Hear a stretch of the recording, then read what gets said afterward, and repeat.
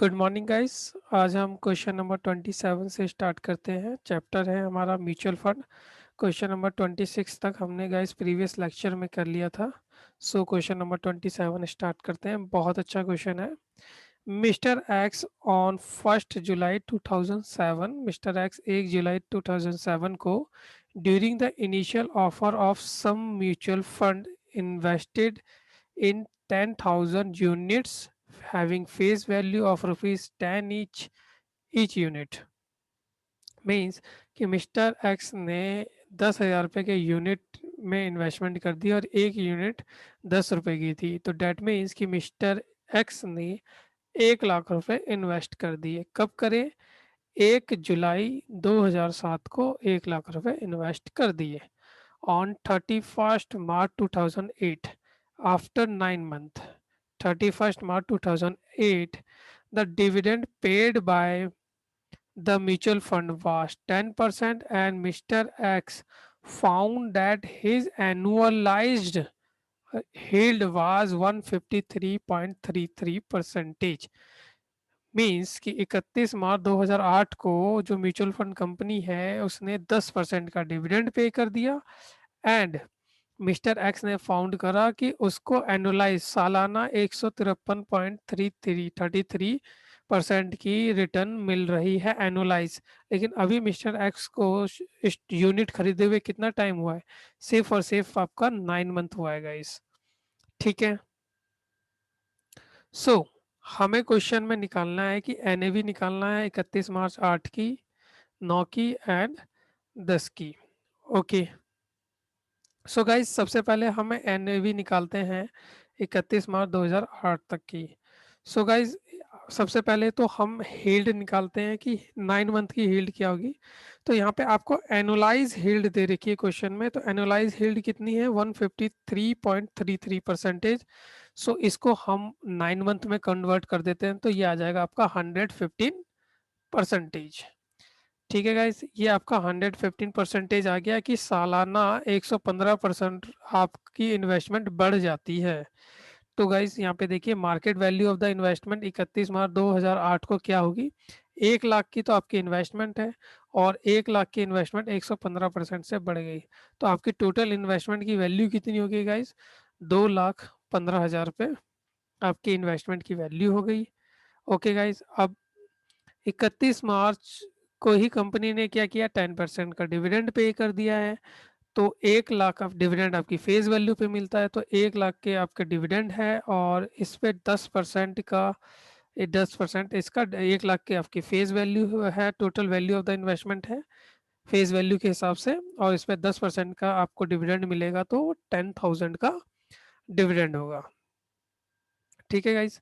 सो यहाँ पे अगर हम 31 मार्च 2008 को एनएवी निकालें तो 2,15,000 तो टोटल स्टॉक की वैल्यू हो गई, जिसमें से कंपनी ने 10,000 का डिविडेंड अमाउंट पे कर दिया।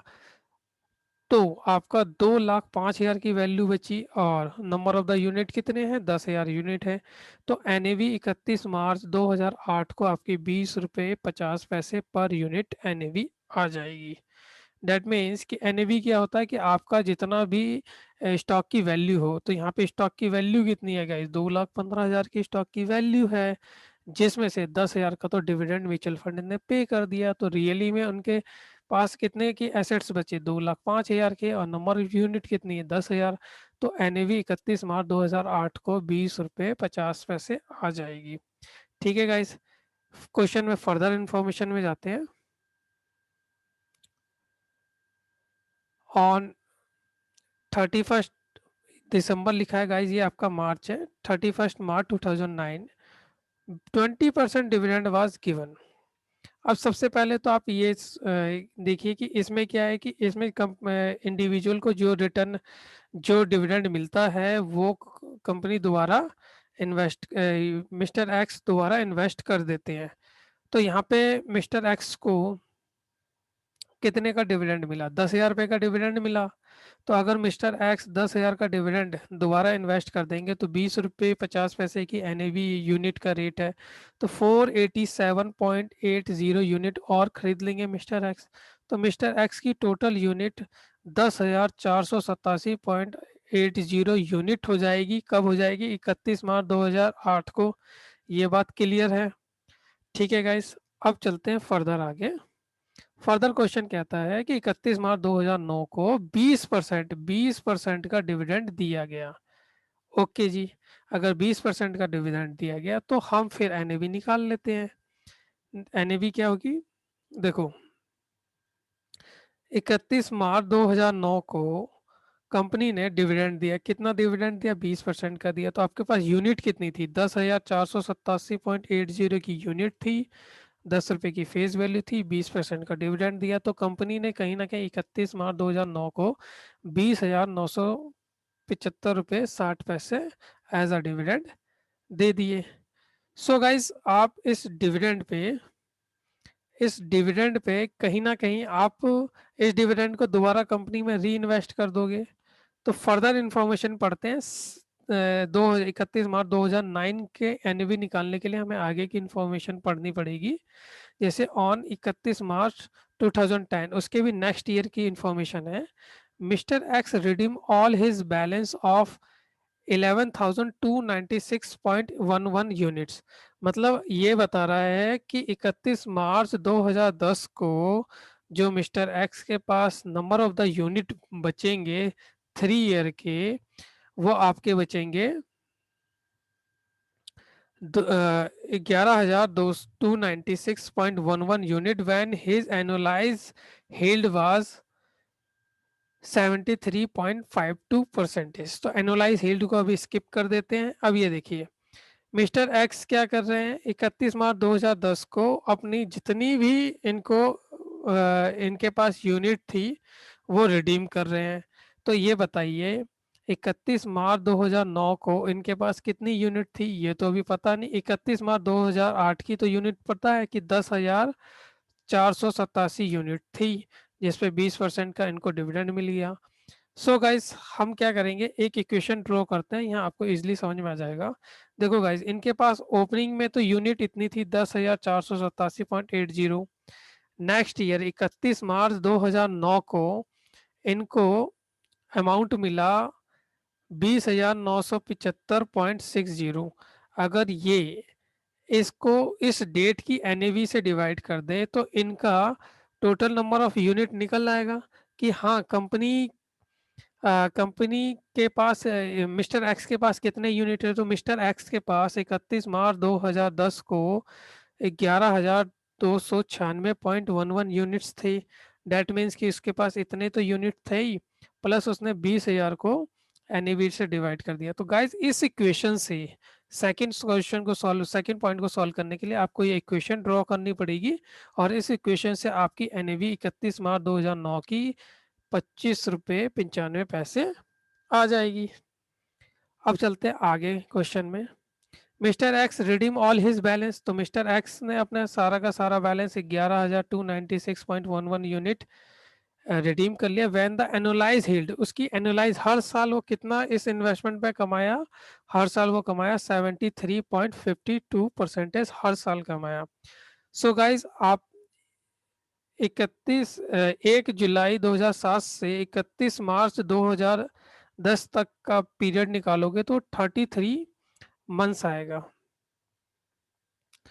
अगर उसकी एनुअलाइज हिल्ड 12% पर मंथ की रही है, 12 एनुअलाइज हिल्ड 73.52% की रही है, तो अगर इसे में हम 12 से डिवाइड कर दें और 33 से मल्टीप्लाई कर दें, तो क्या ये हमारे पूरे के पूरे जो इतना पीरियड था उतने पीरियड की रिटर्न आ जाएगी?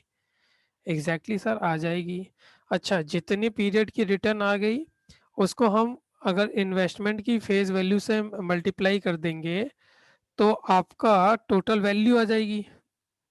जैसे 1 लाख तो आपकी फेस वैल्यू थी, और रिटर्न जो है आपकी हर साल की पूरे जो 33 मंथ है उसकी रिटर्न आपकी 202.179% आई। तो 1 लाख का 202.179 होता है आपका 2,02,180।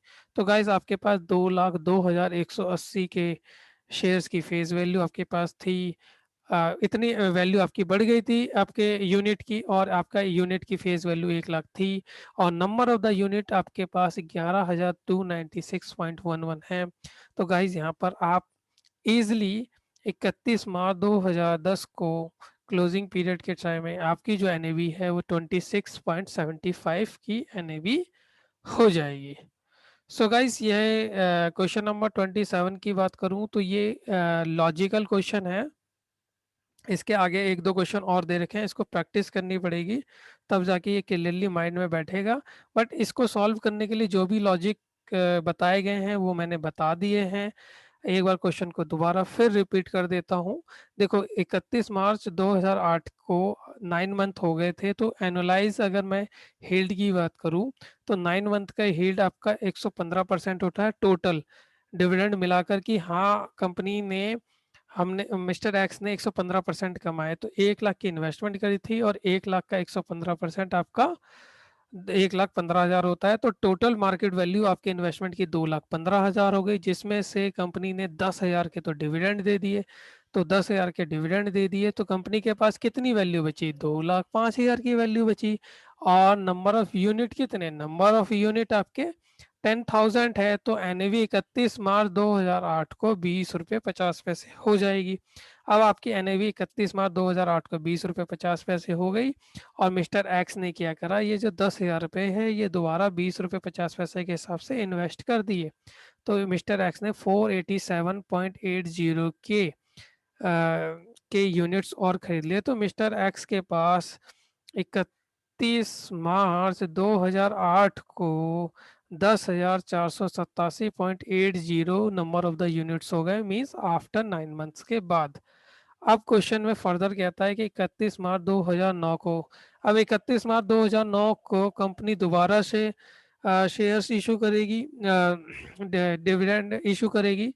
तो तब जो डिविडेंड देगी वो 10,487.80, उसकी फेस वैल्यू 10 रुपये के टोटल मल्टीपल को का 20% का कंपनी डिविडेंड देगी।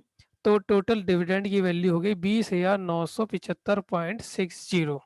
अब गाइज ये सोचिए कि आपके पास ओपनिंग में आपके पास 31 मार्च 2008 को आपने जब इन्वेस्टमेंट करी थी, तो आपके पास जो नंबर ऑफ द यूनिट थे वो 10,487.80 के थे। प्लस आपको 31 मार्च, ये जो यूनिट है आपको ये 31 मार्च 2009 को नंबर ऑफ द यूनिट मिल जाएंगे। तो 31 मार्च 2009 के आपके जो इन्वेस्टमेंट की वैल्यू है वो 20, डिविडेंड की वैल्यू 20,975.60 है। और उस इसको उसी डेट की एनईवी से डिवाइड करेंगे, तो आपके पास जो total number of the unit है वो 11,296.11 total number of the unit कब हो जाएंगे? 31 मार्च। ये आपके यूनिट जो होंगे ये होंगे आपके 31 मार्च 2010 को, ये आपके पास total number of the unit आ जाएंगे। ठीक है जी, क्योंकि आप ये एनएवी 31 मार्च 2010 की कैल से डिवाइड करोगे तो ये आपका 31 मार्च 2009 की एनएवी से डिवाइड करोगे तो ये आपका 31 मार्च 2010 तक आपका ये चलता रहेगा कि हाँ 11,296.11 यूनिट्स आपके पास है। कब तक है? ये मिल तो जाएंगे आपको, ये यूनिट 31 मार्च 2009 को ही मिल जाएंगे ये यूनिट, और ये यूनिट आपके पास 1 साल रहेंगे। तो 1 साल के बाद जब आप जितने में बेचोगे, तो क्वेश्चन ने क्या करा, मिस्टर एक्स ने रिडीम कर लिए जितने भी उसके पास यूनिट्स थे। तो उसके पास यूनिट्स कितने थे 31 मार्च 2010 तक? तो उसके पास 11,296 यूनिट हो गए। ओके जी, तो उसकी एनुलाइज रिटर्न आपकी 33 मंथ के हिसाब से निकाली तो 202.179 आई। तो उसकी इन्वेस्टमेंट की वैल्यू हो गई 2,02,02,180, और ओपनिंग इन्वेस्टमेंट 1 लाख का था।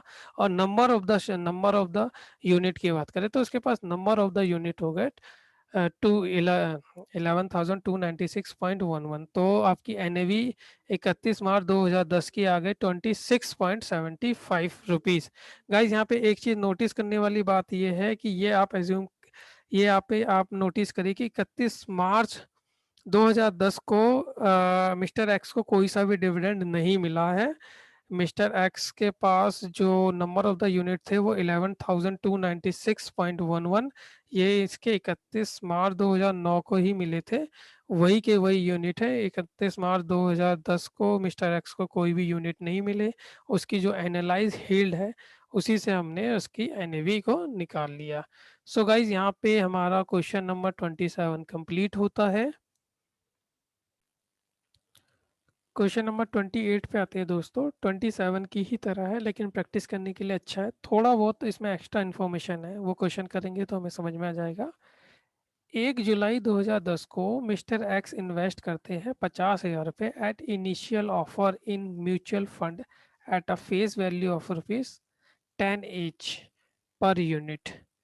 तो 5,000 के इन्होंने म्यूचुअल फंड खरीद ली, 5,000 यूनिट खरीद ली, 10 रुपये का एक। ऑन 31 मार्च 2011 है, ठीक एग्जैक्ट 9 मंथ बाद। 9 मंथ बाद क्या हुआ? और डिविडेंड, कंपनी ने डिविडेंड पे कर दिया। कितना पे कर दिया? 10% का पे कर दिया, फेस वैल्यू पे पे करती है। एंड एनुलाइज हील्ड वाज 120%, और एनुलाइज हील्ड कितना है? 120% है। ऑन 31 मार्च 2012, अब ये 2012 की बात आ गई है तो हम 31 मार्च 2011 की एनएवी निकालते हैं। तो एनएवी हमें 2011 की निकालनी है। एनुलाइज हील्ड का मतलब कंपनी ने, मिस्टर एक्स ने एक साल में कितना कमाया? 120%। लेकिन यहाँ पर अभी कितने पीरियड हुए इसे यूनिट को होल्ड करे हुए? 9 मंथ हुए हैं। तो 9 मंथ की हील्ड कितनी होगी? 9 मंथ की हील्ड 90% होगी। Okay guys, so market value की बात करते हैं तो market value of the unit 50,000 की यूनिट थी उसके पास। 50,000 यूनिट की वैल्यू 90% और बढ़ गई। तो उसके पास जो टोटल कंपनी की जो म्यूचुअल फंड की जो वैल्यू है वो 95,000 की हो गई। अब 95,000 की हो गई, डिविडेंड कंपनी को 5,000 पे करना है, तो डिविडेंड की जो म्यूचुअल फंड की मार्केट वैल्यू वो 95 तो हो गई, लेकिन 5,000 का उन्होंने कैश में डिविडेंड पे कर दिया। तो कंपनी के पास तो 90,000 के ही मार्केट वैल्यू बची म्यूचुअल फंड की, और 5,000 यूनिट्स हैं। सो एनएवी आ जाएगी रुपीज 18 पर यूनिट। ठीक है गाइस, अब इसमें आपको ये समझना है कि मिस्टर एक्स ने ये पैसे वापस इन्वेस्ट कर दिए 5,000 रुपये, तो 18 रुपये पर यूनिट के हिसाब से इन्होंने यूनिट खरीद लिए होंगे। तो इन्होंने यूनिट खरीदे 277.78 यूनिट। तो टोटल यूनिट गाइस कितनी हो गई? 5277.78 यूनिट एज ऑन 31 मार्च 2011। अब बात करते हैं 31 मार्च 2012 की, एक साल के बाद की।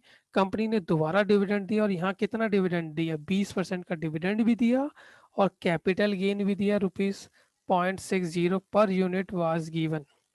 मतलब डिविडेंड भी दिया 20% का, और कैपिटल यूनिट्स भी दी, तो कैपिटल गेन भी दिया।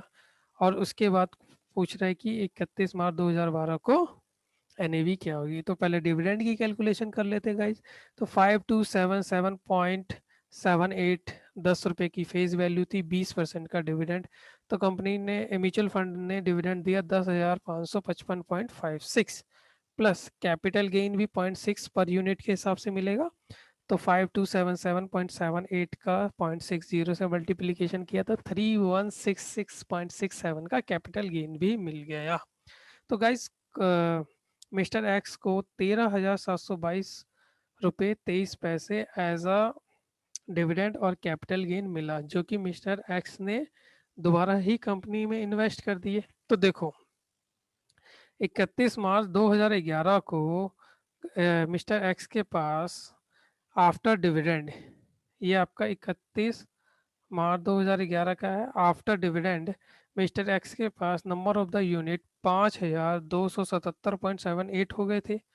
प्लस अब वो क्या करेगा, 31 मार्च 2012 को उसको जितने भी अमाउंट मिला है उसे 31 मार्च 2012 के एनएवी से के रेट पे परचेज कर लेगा। सो क्लोजिंग में उसके पास कितने यूनिट बचेंगे? 6271.98। अब ये 627198 कहाँ से आया?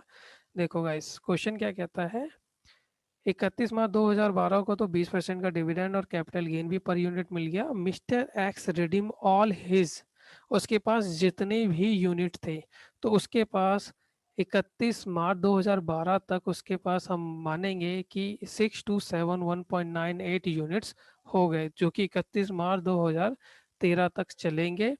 डेट मीन्स कि 31 मार्च 2013 को मिस्टर एक्स को कोई भी ऐसा यूनिट नहीं खरीदा है, ना ही कोई डिविडेंड मिला है 31 मार्च 2013 को मिस्टर एक्स को।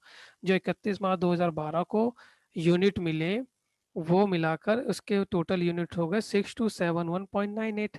तो इसी का तो यूज़ हमने सेकेंड ईयर के यूनिट कैलकुलेट करने में किया है गाइस। कैसे किया है, अगर आपको पता है कि 6271.98 आपके पास टोटल यूनिट है और आपके पास ओपनिंग यूनिट भी है, तो आप समझ सकते हो कि आपको जो अमाउंट मिला है उसको अगर एनएवी से डिवाइड कर दे तो हमारा टोटल यूनिट आ जाएगा।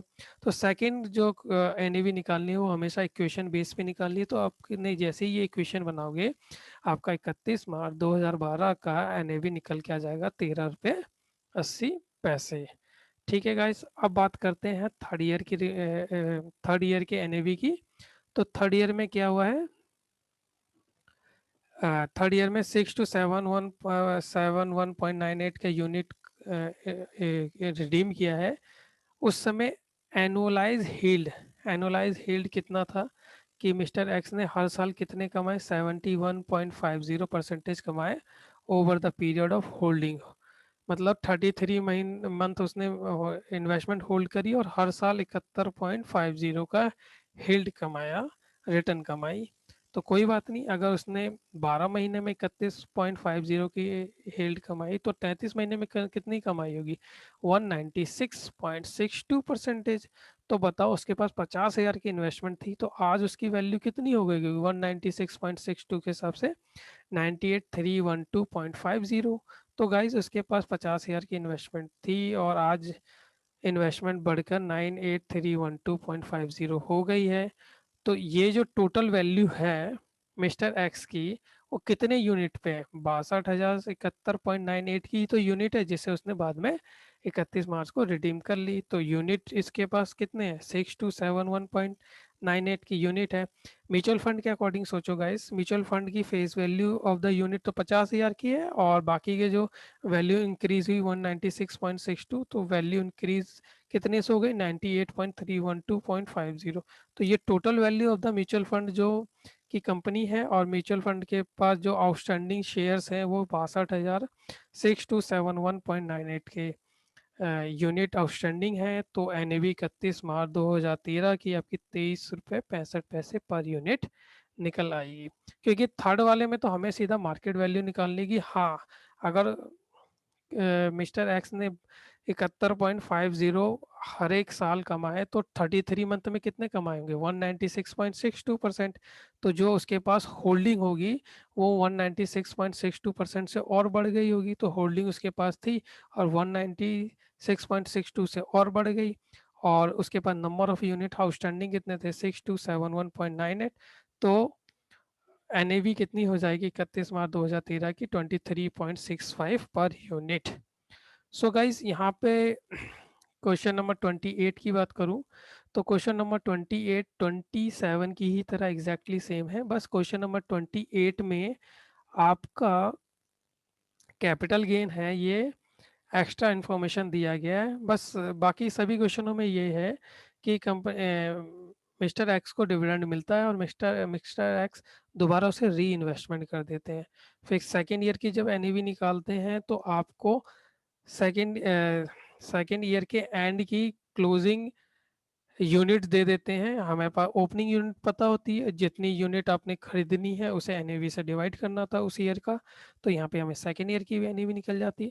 थर्ड ईयर की एनएवी निकालना आसान इसलिए क्योंकि उसको आपको एनुअलाइज रिटर्न तो दे रखी होती है, उसको 33 मंथ्स के रिटर्न से कन्वर्ट कर दो और हमारे म्यूचुअल फंड की वैल्यू उतने से बढ़ जाती है और उसको फिर नंबर ऑफ द यूनिट्स जितने भी क्वेश्चन में हमें दिए हुए क्लोजिंग ईयर में उससे डिवाइड कर दो तो आपकी एनएवी थर्ड ईयर की भी एनएवी निकल के आ जाती है।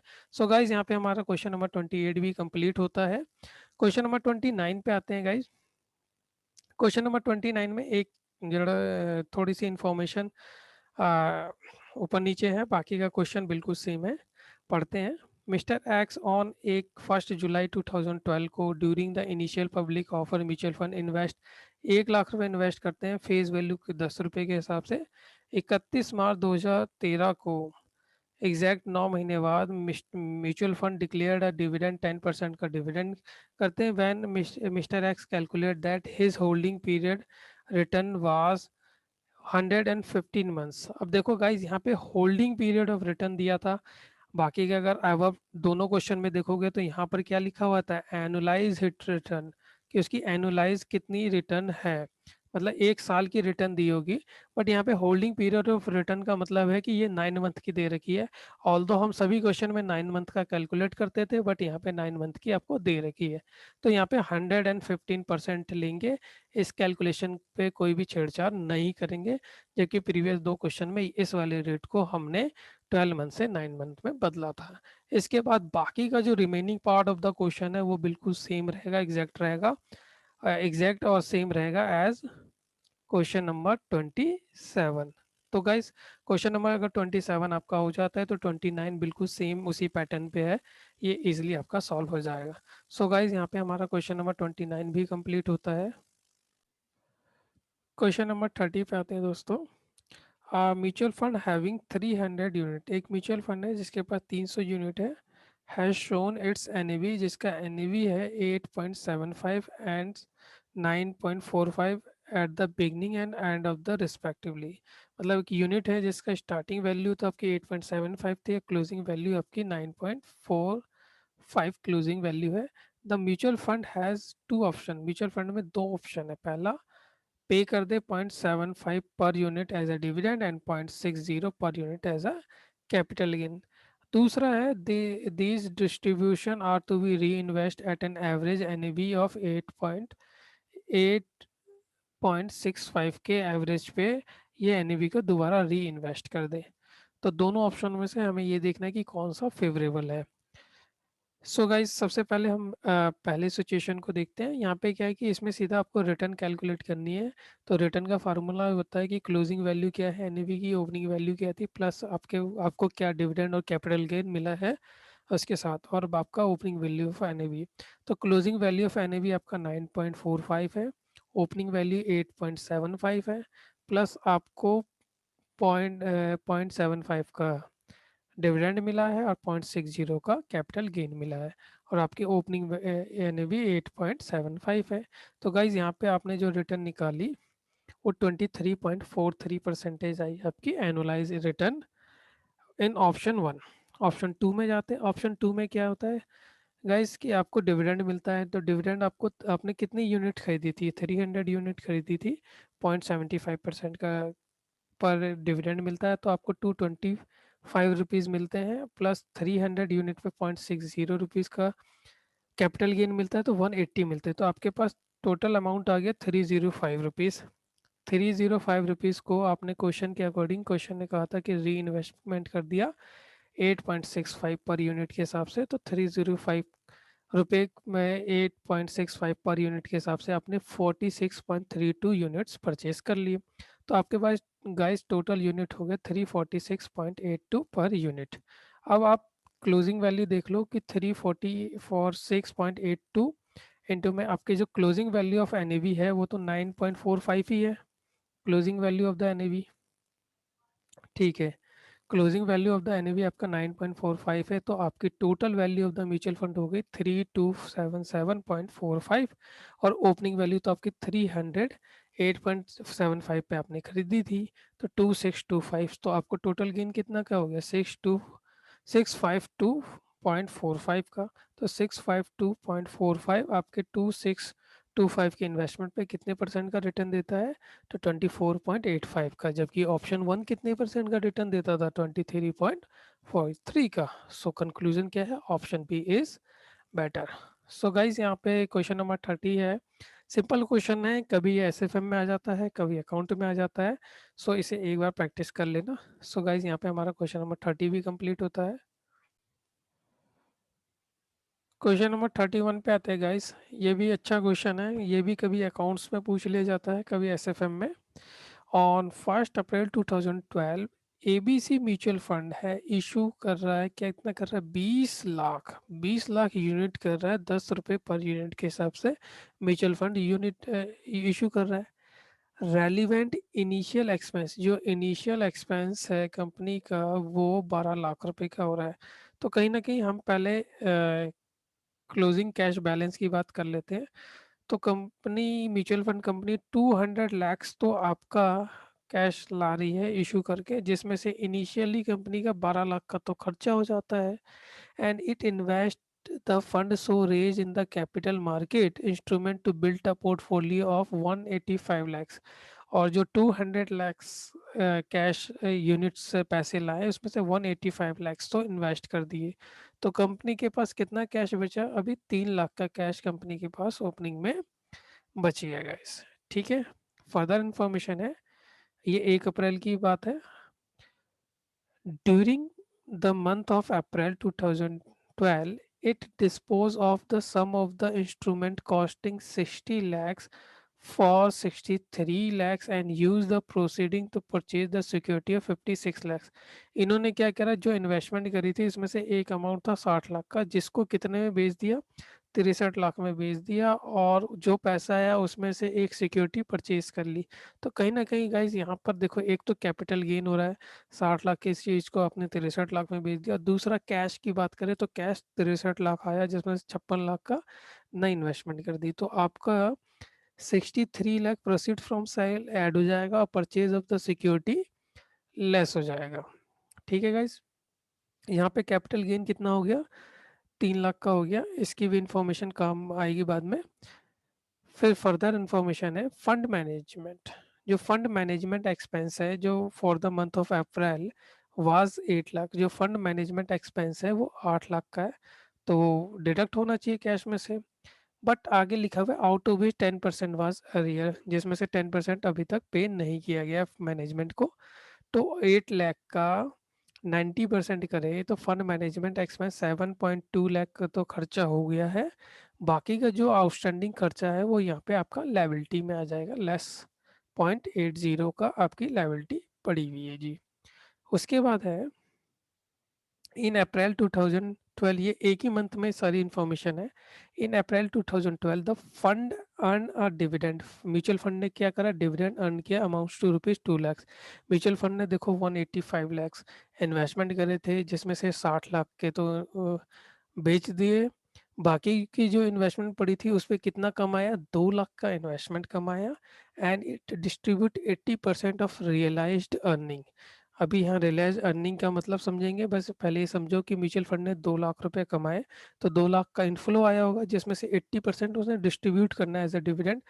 तो 2 लाख का 80% आउटफ्लो हो गया होगा। तो पहले डिविडेंड रिसीव्ड आपका 2 लाख का ऐड हो गया, और फिर डिविडेंड पेड आपका 2 लाख का 80% आप पे कर दोगे, तो 1.6 लाख आपका चला गया। अब यहाँ पे गाइस बात करते हैं रियलाइज अर्निंग की, कि आपको जो डिस्ट्रीब्यूट करना है रियलाइज अर्निंग का, तो आपको सिर्फ डिविडेंड डिस्ट्रीब्यूट नहीं करना, इंक्लूडिंग कैपिटल गेन, आपको कैपिटल गेन भी डिस्ट्रीब्यूट करना है। और आपको कितना कैपिटल गेन हुआ था, 60 लाख। 60 लाख की चीज को आपने 63 लाख में बेचा था, तो आपको 3 लाख का तो गेन हुआ था। उस 3 लाख का 80% भी आप पे करोगे। तो गाइस यहाँ पे कैपिटल गेन 3 लाख का 80% 2.40 लैक्स भी आपको पे करना होगा। तो गाइज ये जो पॉइंट है ये बहुत ही रेलिवेंट और बहुत ही इंपॉर्टेंट है, crux crux of the question यही है आपका। सो गाइज यहाँ पे आपका 2.440 लैक्स आपका पे करना पड़ा।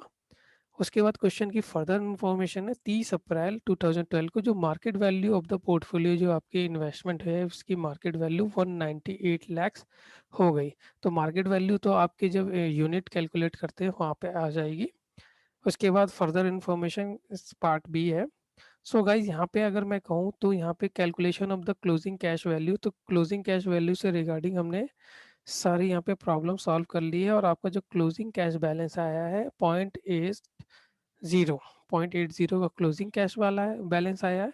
और एनएवी निकालने के लिए आपके पास जितने भी एसेट्स होते हैं उसमें से लायबिलिटी को लेस कर दीजिए, जो वैल्यू है इसको यूनिट से डिवाइड कर दीजिए, आपका एनएवी आ जाएगा।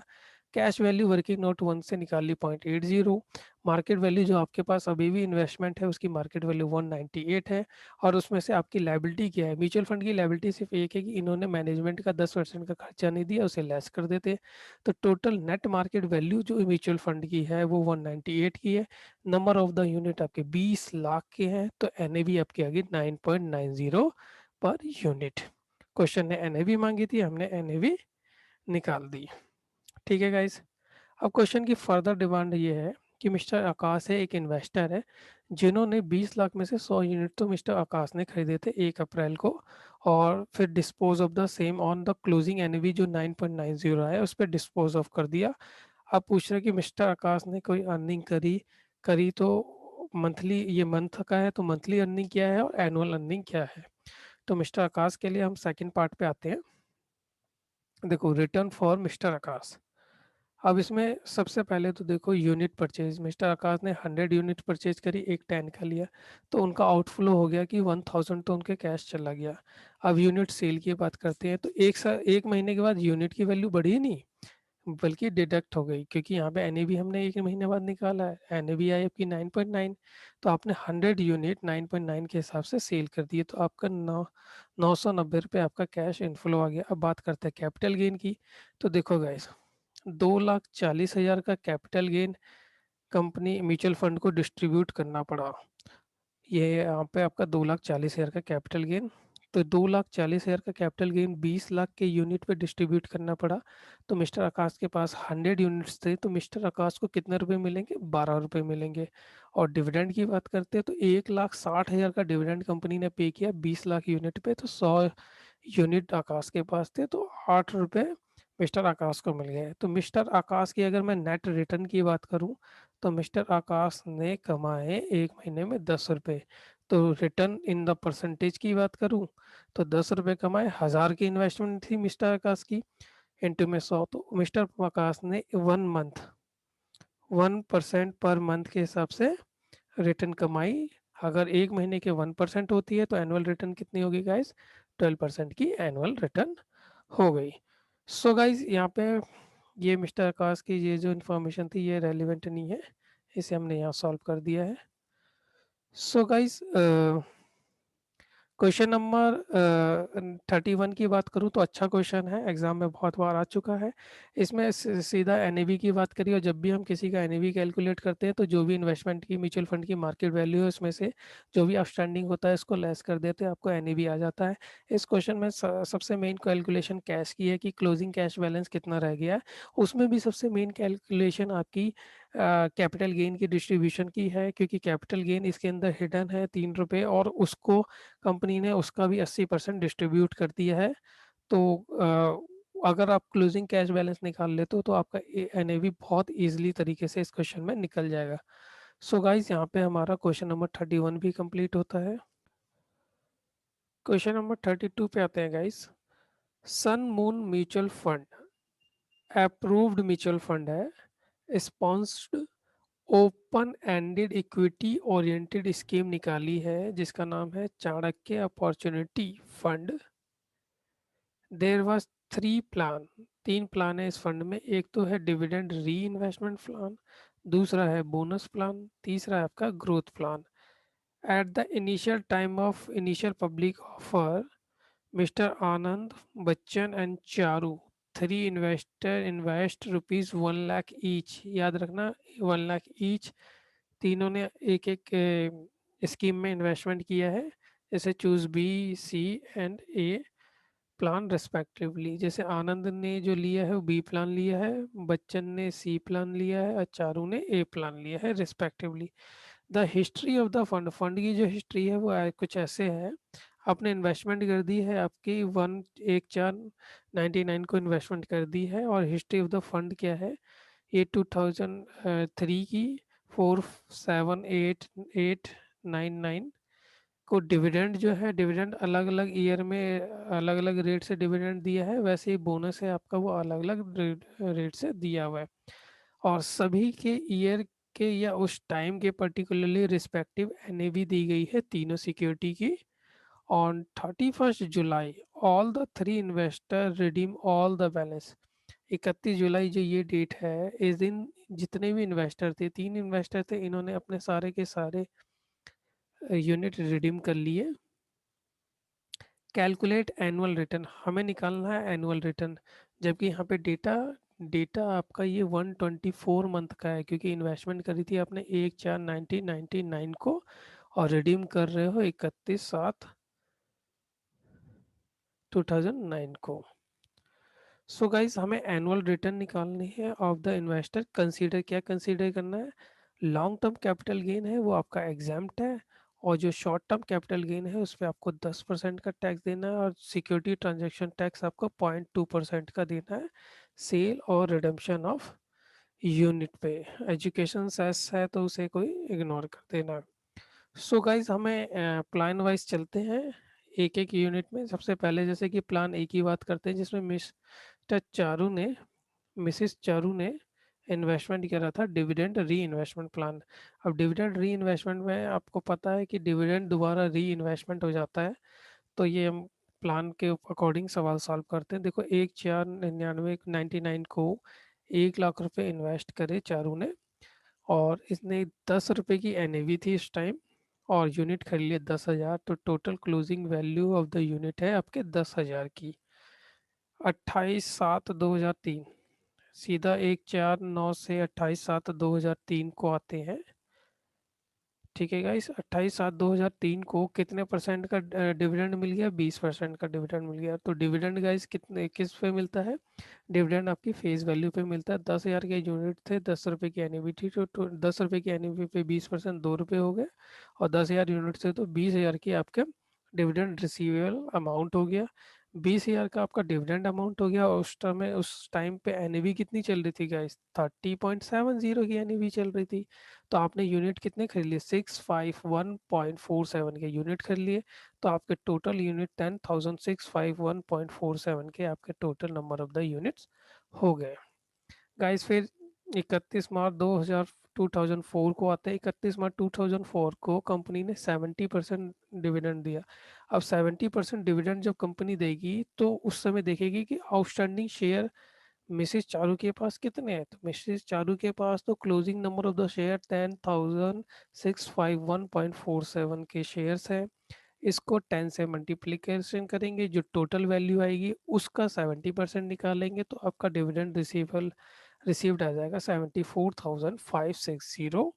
और उस समय एनएवी कितनी चल रही थी मार्केट में? 58.42।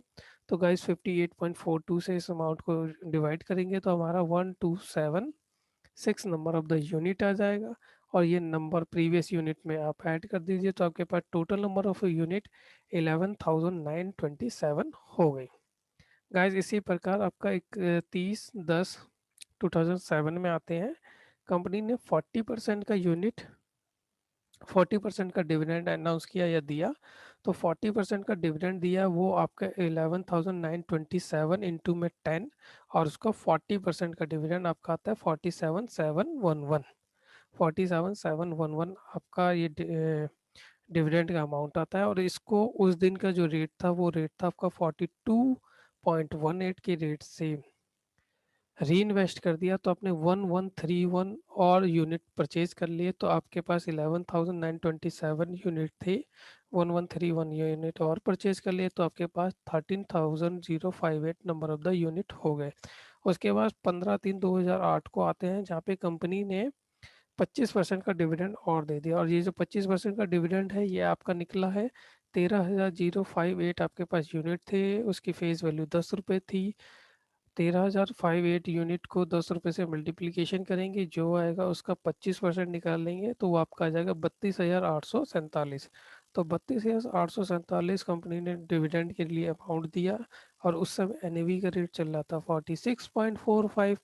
तो गाइज यहाँ पे आपने एक्स्ट्रा यूनिट और परचेज कर लिए, तो यहाँ पे 13,761 के आपके, ये 702.35 यूनिट है, तो 13,761 यूनिट आपके और हो गए। अब 13,761 यूनिट आपके पास है, और कंपनी ने 24/3/2009 को 40% का डिविडेंड और दे दिया। तो 13,761 इंटू में 10 और उसका 40% करेंगे, तो आपका 55,046 डिविडेंड आ जाएगा। उस समय रेट क्या चल रहा है गाइस, रेट चल रहा है 48.10। तो आपने 48.10 में यूनिट कितने खरीद लिए, 1144 यूनिट आपने और परचेज कर लिए। तो 14906.11 यूनिट आपके पास टोटल गाइस हो गए। अब आपने क्या करा, 31 जुलाई 2009 को जितना भी यूनिट था आपने रिडीम कर लिया। तो जितना भी यूनिट आपके पास कितना था, 14,906 आपके पास यूनिट थे। और रिडीमेबल वैल्यू कितनी है, 53.75। तो यहाँ से पे आपको 801206 का अमाउंट आ गया। बट ये क्या है, आपको जो सेल वैल्यू है इस पर सिक्योरिटी ट्रांजेक्शन टैक्स भी देना है। तो इस पर 2.2% का टैक्स देना होगा।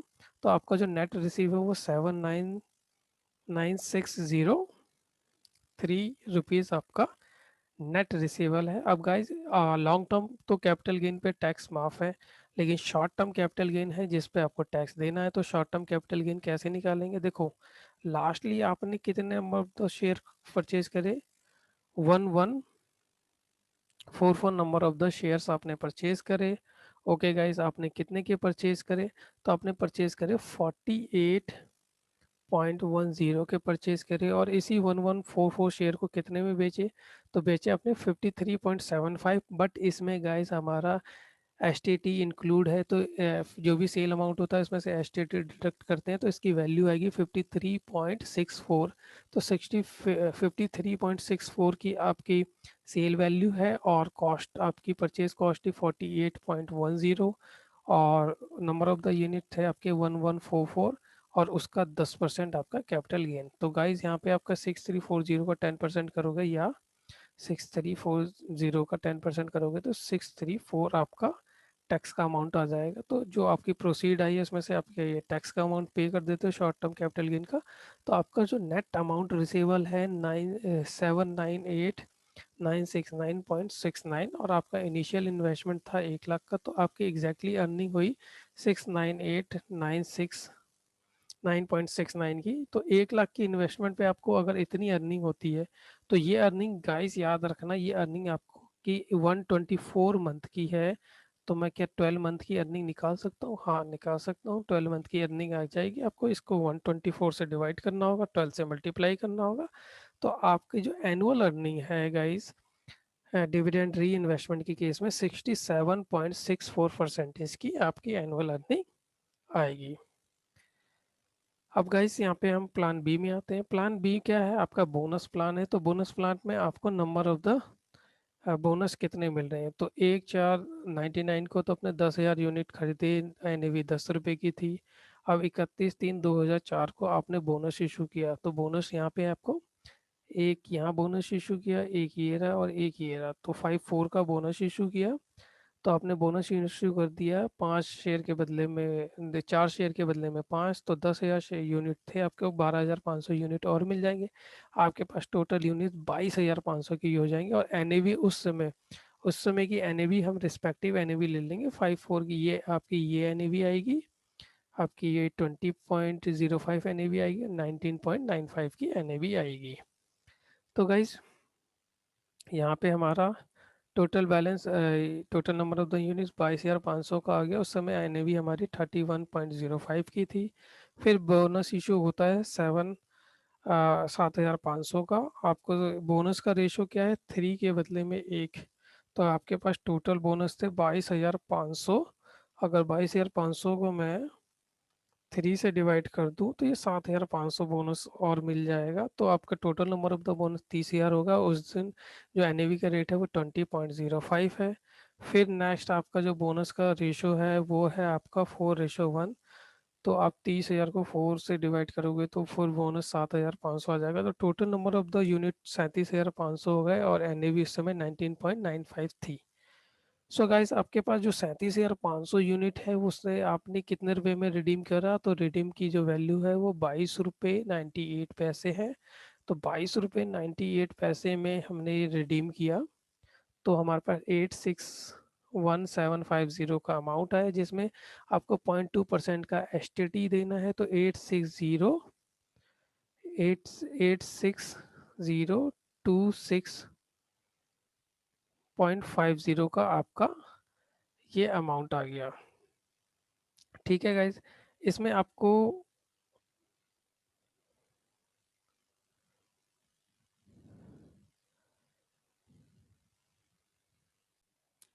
यहाँ गाइज फिगर जो है आपकी 860026.50 आएगी। ठीक है गाइज, अब यहाँ पे हम शॉर्ट टर्म कैपिटल गेन की बात करते हैं। तो लास्ट ईयर आपने कितने यूनिट खरीदे, तो आपने यूनिट खरीदे 7500। ठीक है गाइज, 7500 यूनिट खरीदे और प्राइस क्या था, 19.95 था। 19 पॉइंट आपका प्राइस जो है वो 19.95 है। ठीक है गाइस, तो ये आपका जो 19.95 आपका परचेजिंग वैल्यू थी। अब करते हैं सेल वैल्यू। तो सेल वैल्यू क्या है गाइस, सेल वैल्यू ये आपकी 22.98 तो है, लेकिन इसमें एस टी टी इंक्लूड है। तो आप गाइस इसे एस टी टी को डिडक्ट करोगे तो ये 22.99 से, ये 98 से 22 पॉइंट ये 93 का आपका रह जाएगा। और 22.93 में से 19.99 की आपकी कॉस्ट लेस कर देंगे तो आपका 7500 पे आपको 22,350 का कैपिटल गेन हो जाएगा, शॉर्ट टर्म कैपिटल गेन, जिस पे आप 10% का टैक्स दोगे तो 2235 का टैक्स दोगे। तो आपकी जो रिडीमेड वैल्यू है 857791.50 आएगी, जिसमें इनिशियल इन्वेस्टमेंट आपकी 1 लाख की थी। तो गाइज आपका जो नेट गेन होगा वो 757791.50 का नेट गेन होगा। अब इस नेट गेन को आप अपने इन्वेस्टमेंट से और 124 मंथ से डिवाइड करके 12 मंथ से मल्टीप्लाई करेंगे तो आपका जो एनुअल रिटर्न है वो 73.33% का आपका एनुअल रिटर्न हो जाएगा। गाइज इसके बाद हम ग्रोथ प्लान में आते हैं। ग्रोथ प्लान में आपको सिंपल बस ये करना कि जो रिडीमेबल वैल्यू है, देखो 10,000 आपके पास यूनिट थे और क्लोजिंग वैल्यू 82.07 है ग्रोथ प्लान में। तो ये आपका 82.07 ग्रोथ प्लान का है, इन्वेस्टमेंट वैल्यू है। तो ग्रोथ प्लान में एज ए सच कुछ नहीं करना होता है, ये बिल्कुल सिंपल है। आपको क्लोजिंग वैल्यू आ गई 820700 की, इसमें आप एस टी टी लेस कर देंगे। ठीक है गाइस, अब ये आपकी वैल्यू आ गई। अब इस क्वेश्चन में आपका कोई भी शॉर्ट टर्म कैपिटल गेन नहीं होगा। इसलिए नहीं होगा क्योंकि आपने जो शुरुआत में यूनिट परचेज करे, आपके पास 10,000 के 10,000 यूनिट थे और बीच में ना ही कोई आपको डिविडेंड मिला ना ही कोई बोनस मिला। और ग्रोथ प्लान में क्या होता है कि आपके जो यूनिट की वैल्यू होती है वो बहुत तेजी से बढ़ती है as compare to growth plan और बोनस प्लान। ठीक है गाइस, तो यहाँ पे शॉर्ट टर्म कैपिटल गेन आपका नील है, तो नेट ऑफ द टैक्स आपका 819058.60 है। इन्वेस्टमेंट आपकी 1 लाख की थी, तो नेट इनकम आपका 719058.60। तो नेट ये इनकम आ गई आपकी, इन्वेस्टमेंट 1 लाख की थी, 124 मंथ से डिवाइड करेंगे और 12 मंथ से मल्टीप्लाई करेंगे गाइस। सो आपका ये 69.59 का एवरेज रिटर्न आ जाएगा। तो गाइस सी प्लान में आपका 69.59 का एवरेज रिटर्न आया, यहाँ 73 का एवरेज रिटर्न आया और यहाँ पे 67 का एवरेज रिटर्न आया। तो गाइस पहले प्लान बी फिर ए और फिर सी आपको इस तरीके से सेटल करना होगा।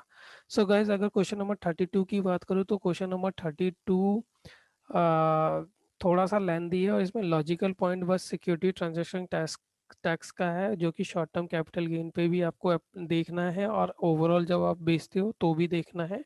अगर उस पॉइंट को कंसीडर कर लेते हो तो आंसर इसका गाइस थोड़ा सा लेंदी है बट बहुत ही सिंपल है। सो गाइस यहाँ पे हमारा क्वेश्चन नंबर 32 भी कंप्लीट होता है।